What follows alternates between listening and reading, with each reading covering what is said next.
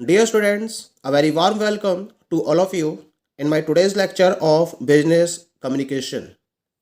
In today's lecture, we will discuss upon the topic meeting reports. यानी कि आज के लेक्चर में हम डिस्कस करेंगे मीटिंग रिपोर्ट्स के बारे में। मीटिंग रिपोर्ट्स के बारे में डिस्कस करने से पहले मैं आपको बताना चाहूँगा कि मीटिंग क्या होती है। कंपनी अपने विभिन्न मुद्दों पर महत्वपूर्ण निर्णय लेने से पहले क्या करती है, सभी स्टेक होल्डर्स को एक जगह पर कॉल करती है। फिर जो कंपनी के मुख्य मुद्दे होते हैं वो उनके सामने उठाए जाते हैं और फिर जितने भी कंपनी के स्टेक होल्डर्स हैं या जो हित धारक हैं उनसे परमिशन ली जाती है। एक रिजोल्यूशन पास कराया जाता है और उस रिजोल्यूशन के पास के बेसिस पर उन मुद्दों को पास करा लिया जाता है और उन पर एक प्रॉपर डिसीजन ले लिया जाता है। तो हम इस पर्टिकुलर इवेंट को मीटिंग का नाम देते हैं। अब बात करेंगे मीटिंग रिपोर्ट की। मीटिंग रिपोर्ट एक दस्तावेज है जो किसी भी संस्थान की एक मीटिंग में चर्चा किए गए सभी प्रमुख विकास और निर्णयों का विवरण देता है। यानी कि जो मीटिंग हेल्ड की गई है संस्थान के द्वारा अपने स्टेक होल्डर्स के साथ में मिलकर, तो उस मीटिंग में किन किन प्रमुख विषयों पर चर्चा की गई, कौन कौन से प्रमुख विकास और निर्णयों को लिया गया, किस तरह से चर्चा की गई, किन किन बिंदुओं को लेकर चर्चा की गई, उससे रिलेटेड सारे रिकॉर्ड्स को मेंटेन किया जाता है मीटिंग रिपोर्ट में। इसी वजह से इसको वो दस्तावेज का नाम दिया गया है जिसमें मीटिंग में चर्चा किए गए सभी प्रमुख और विकास और निर्णयों का विवरण होता है। मीटिंग रिपोर्ट आपकी टीम को यह भी बताती है कि मीटिंग में क्या हुआ, किन किन मुद्दों को उठाया गया, किन किन प्रमुख बिंदुओं पर चर्चा हुई, कौन कौन से निर्णय लिए गए। पूरी डिटेल मीटिंग रिपोर्ट में अवेलेबल होती है और इसके साथ साथ यह कर्मचारियों और अन्य हितधारकों यानी कि स्टेक होल्डर्स, और कौन कौन से स्टेक होल्डर्स होते हैं कंपनी के, शेयर होल्डर्स हैं, पब्लिक, कस्टमर्स, जो भी लेनदार है कंपनी के, चैनल पार्टनर्स हैं, क्रेडिटर्स हैं, वो सब कौन होते हैं, कंपनी के सब स्टेक होल्डर्स होते हैं। इनके लिए भी ये रिपोर्ट उतनी ही यूजफुल है, उतनी ही उपयोगी होती है जो कॉल यानी कि मीटिंग में शामिल नहीं हो सके थे। क्योंकि कंपनी तो सभी को कॉल करती है लेकिन कुछ लोग मौजूद होते हैं और कुछ स्टेक होल्डर्स प्रेजेंट नहीं हो पाते हैं। लेकिन जब मीटिंग रिपोर्ट तैयार की जाती है, क्योंकि उसमें सारी डिटेल होती है कि मीटिंग में किन किन बिंदुओं पर निर्णय लिया गया, कौन कौन से बिंदुओं पर चर्चा की गई है, इसी वजह से उन स्टेक होल्डर्स के लिए भी ये बहुत उपयोगी होता है, उतना यूजफुल होता है जिन्होंने इस मीटिंग को अटेंड नहीं किया था, जिससे ये पता कर सकते हैं कि मीटिंग में किन किन बिंदुओं पर चर्चा की गई थी। इसका मतलब ये हुआ जो मीटिंग रिपोर्ट है वो सतह स्तरीय अवलोकनों की तुलना में अधिक गहरी होती है। यानी कि सरफेस लेवल ऑब्जर्वेशंस से अगर कंपेयर किया जाए मीटिंग रिपोर्ट्स को, तो मीटिंग रिपोर्ट्स में एक डीप इंफॉर्मेशन अवेलेबल कराई जाती है। एक प्रॉपर और डीप इंफॉर्मेशन केवल और केवल मीटिंग रिपोर्ट्स में ही अवेलेबल हो सकती है। क्योंकि इसमें क्या करते हो आप, इसमें मीटिंग नोट्स या मीटिंग समरीज को इंक्लूड करते हो, और ये जो मीटिंग समरीज हैं, जो मीटिंग नोट्स हैं, ये मीटिंग रिपोर्ट के बारे में कंप्लीट और इन डेप्थ इंफॉर्मेशन अवेलेबल कराते हैं। इसके साथ साथ जो मीटिंग रिपोर्ट्स होती हैं ये एक कानूनी प्रभाव वाले सार्वजनिक सामना दस्तावेज भी होते हैं, यानी कि पब्लिक फेसिंग डॉक्यूमेंट्स के तौर पर इनको हम यूज कर सकते हैं। और कहीं भी अगर लीगल प्रोसीजर के तौर पर हमें यूज करना पड़े तो हम इन डॉक्यूमेंट्स का लीगल बेसिस पर भी यूज कर सकते हैं। कंपनी के द्वारा जो भी प्रॉपर एक वर्क किया जा रहा है, जो भी हार्ड वर्क किया जा रहा है, उसका डॉक्यूमेंटेशन किया जाता है with the help of the meeting report. इसी वजह से, केवल इसी कारण की वजह से जो मीटिंग रिपोर्ट्स होती हैं इन्हें इन बातों के प्रमाण के रूप में रिकॉर्ड में दर्ज किया जा सकता है कि कानूनी कार्रवाई, बीमा दावों या अन्य कार्यों की स्थिति में कोई कार्रवाई हुई है या नहीं है। क्योंकि कंपनी के द्वारा जितने भी निर्णय लिए जा रहे हैं उससे पहले कंपनी क्या करती है, मीटिंग रिपोर्ट में उसके बारे में एक प्रॉपर डिस्कशन करती है, क्योंकि वो लिखे हुए होते हैं, वो प्रॉपरली वेरीफाइड भी होते हैं। तो इसी वजह से कि जो भी कंपनी की तरफ से कार्रवाई की गई है, कानूनी कार्रवाई की गई है, बीमा इंश्योरेंस क्लेम्स किए गए हैं या जो भी अन्य वर्क है, उनके रिलेशन में कोई भी एक्शन लिया गया या नहीं लिया गया, इस बात को प्रमाण के रूप में आप मीटिंग रिपोर्ट के बेसिस पर वेरीफाई कर सकते हो। इसी वजह से ये एक बहुत इंपॉर्टेंट डॉक्यूमेंट है किसी भी कंपनी के पॉइंट ऑफ व्यू से। इन मामलों में होता क्या है, जो आपकी मीटिंग रिपोर्ट है यह दिखा सकती है कि भाई आपकी जो मीटिंग है वो नैतिक और निष्पक्ष रूप से आगे बढ़ रही है।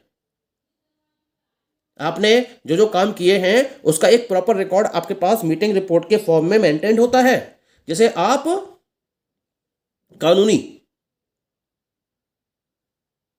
मामलों में भी प्रयोग में ला सकते हैं। तो ये तो बात हो गई हमारी मीटिंग रिपोर्ट के कॉन्सेप्ट की। अब हम बात करेंगे कि मीटिंग रिपोर्ट में क्या क्या शामिल किया जाता है।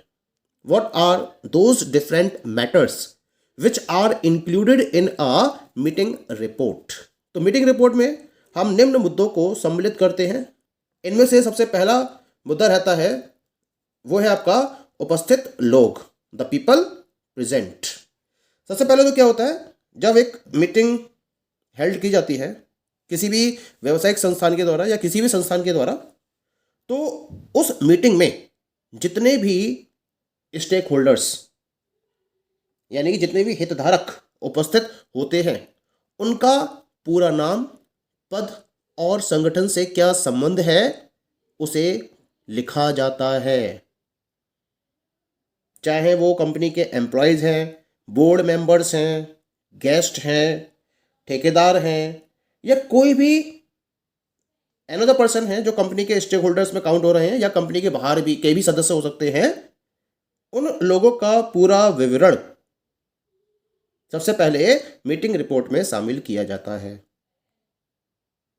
उसके बाद नंबर आता है स्थान यानी कि प्लेस का।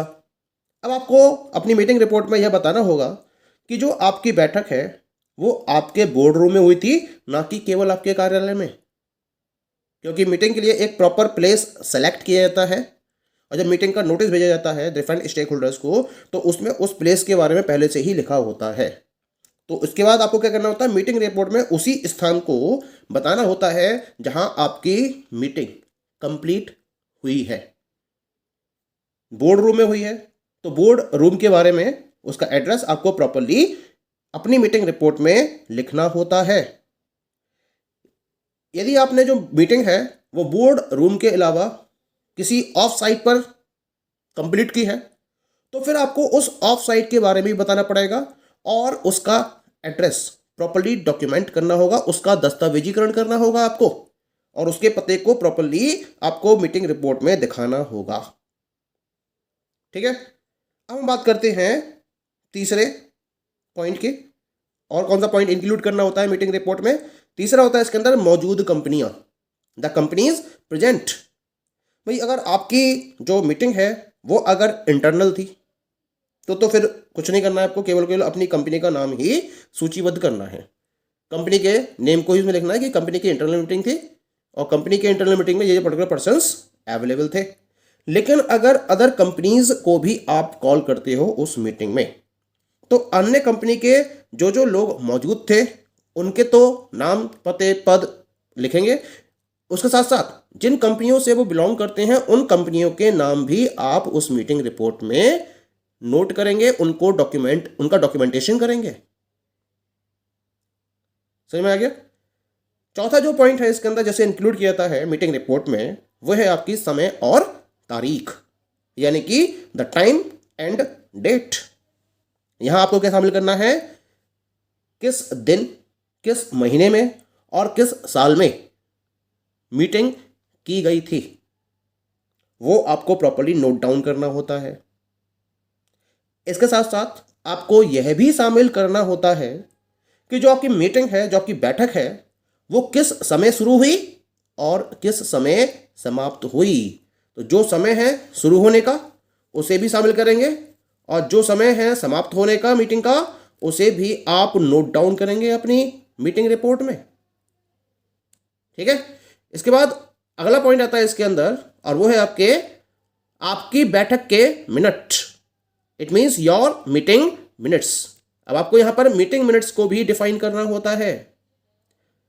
होता क्या है, जो मीटिंग है उसमें एक पर्टिकुलर पर्सन होता है जिसे हम मीटिंग फैसिलिटेटर का नाम देते हैं। और वो मीटिंग फैसिलिटेटर क्या करता है, मीटिंग को शुरू करता है, मीटिंग को खत्म करता है। ठीक है। और मीटिंग के रिगार्डिंग जो मिनट्स का मतलब होता है जो जो पॉइंट जिस समय जिसके द्वारा डिस्कस किए गए उनको वो पॉइंट वाइज नोट करता चला जाता है। तो यहां आपको बताना होगा कि आपकी मीटिंग के अंदर कौन पर्टिकुलर पर्सन मीटिंग फैसिलिटेटर का रोल प्ले कर रहा है, उसका नाम दिया जाएगा। सबसे पहले तो आपका जो रोल कॉल है उसका आप विवरण देंगे और फिर बताएंगे या इंगित करेंगे, इंडिकेट करेंगे कि आपकी पिछली मीटिंग के मिनट्स पढ़े गए थे। क्योंकि जब भी कोई मीटिंग होती है तो उस मीटिंग में क्या होता है, उससे पहले हुई मीटिंग के मिनट्स को पढ़ा जाता है और फिर उस मीटिंग को आगे बढ़ाया जाता है। तो सबसे पहले तो आपने मीटिंग फैसिलिटेटर का नाम दे दिया, उसके बाद अपने रोल कॉल का विवरण दे दिया, फिर आपने इंडिकेट कर दिया कि जो पिछली मीटिंग है उसके मिनट्स पढ़े गए थे। अब क्या होगा इसके बाद, फिर आप किसी भी खुले मुद्दों और नए व्यवसायों को बताएंगे कि भाई जो मीटिंग कॉल की गई है, जो बैठक चल रही है कंपनी की, उनमें किन किन इश्यूज और किन किन बिजनेसेस को लेकर डिस्कशन होना है, किन मुद्दों को ध्यान में रखते हुए, किन बिजनेसेस को ध्यान में रखते हुए उस मीटिंग को कॉल किया गया है, आपको उन मुद्दों को बताना होगा। फिर इसके बाद चर्चा शुरू हो जाएगी। जो स्टेक होल्डर्स हैं वो उन मुद्दों को लेकर चर्चा करनी शुरू करेंगे। हर एक मुद्दे को ध्यान में रखते हुए हर मुद्दे की चर्चा और रिजोल्यूशन से संबंधित सारांश को मीटिंग मिनट्स में सम्मिलित किया जाना चाहिए। अब क्योंकि हर किसी द्वारा अपने अपने विचार दिए जाएंगे, तो किसके द्वारा क्या क्या विचार दिए गए,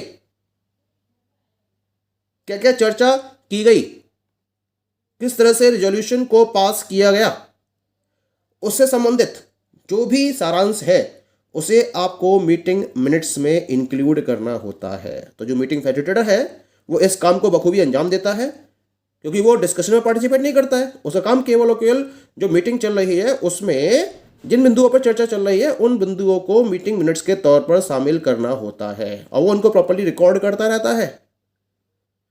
और जब आपकी मीटिंग फिनिश हो जाती है उसके बाद लास्ट में आपको यह बताना होगा कि जो बैठक है वो किसके द्वारा एडजर्न की गई, स्थगित की गई, एडजर्नमेंट का टाइम क्या था, स्थगन का समय क्या था, बैठक के मिनट्स किसके द्वारा दाखिल किए गए और किसके द्वारा अप्रूव किए गए। भाई दाखिल कोई और करता है और मंजूरी किसी और के द्वारा दी जाती है। जो बोर्ड ऑफ डायरेक्टर्स की टीम होती है वो उसको प्रॉपर्ली मंजूरी देती है, यानी कि वेरीफाई करती है। मीटिंग मिनट्स को प्रॉपर्ली इंस्पेक्शन किया जाता है डायरेक्टर्स के द्वारा और फिर उसके बाद उन्हें प्रॉपर्ली वेरीफाई कर दिया जाता है, क्योंकि इनको आप एक लीगल डॉक्यूमेंट के तौर पर भी यूज करते हो। ठीक है। और इस तरह से आपकी एक मीटिंग रिपोर्ट तैयार हो जाती है। यहां मीटिंग रिपोर्ट में मैंने जितने भी पॉइंट्स आपसे डिस्कस किए हैं ये कॉमन पॉइंट्स होते हैं जो लगभग हर एक पर्टिकुलर रिपोर्ट में शामिल किए जाते हैं। जितनी मीटिंग रिपोर्ट होती है हर किसी में ये पॉइंट तो शामिल किए ही जाते हैं। लेकिन जो अलग अलग कंपनियां हैं, इंडस्ट्रीज हैं या जो अफसर हैं, अपॉर्चुनिटीज़ हैं, उनके लिए अतिरिक्त जानकारी की भी आवश्यकता हो सकती है और उसके साथ साथ ये कंपनीज अलग अलग मतलब इसके एक्स्ट्रा भी पॉइंट्स को, आइटम्स को इंक्लूड कर सकती है। एग्जाम्पल के तौर पर मैं एक एग्जाम्पल बता देता हूँ आपको।